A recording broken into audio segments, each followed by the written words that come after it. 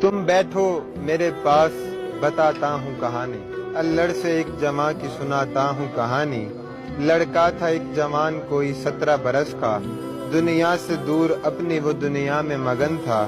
کرتا تھا نوکری کسی بڑی دکان پہ، یہ بات اور رہتا تھا وہ آسمان پہ۔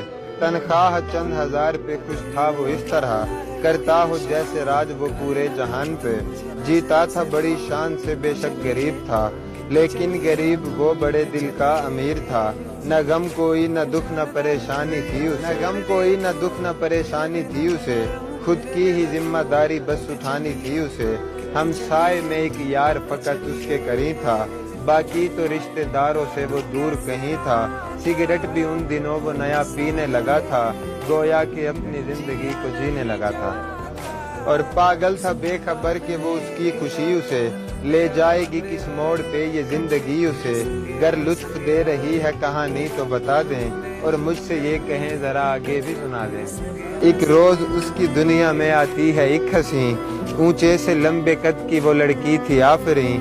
آنکھیں تھی اس کی مانو کوئی گہرا سمندر، ترچھی نظر سے مار دے ایسی وہ ستمگر۔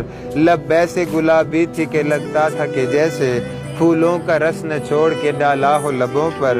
بس مختصر یہ ہے کہ وہ اتنی حسین تھی، کوہکاف کی پریاں بھی اسے دیکھتی اٹھ کر۔ ایسے ہوا ملاپ کے حد سے گزر گئے، یعنی کہ ایک دوسرے دونوں پہ مر گئے۔ دونوں کا نیا عشق تھا، دونوں تھے بے خبر، اب دیکھنا تھا دونوں پہ ہوتا ہے کیا اثر۔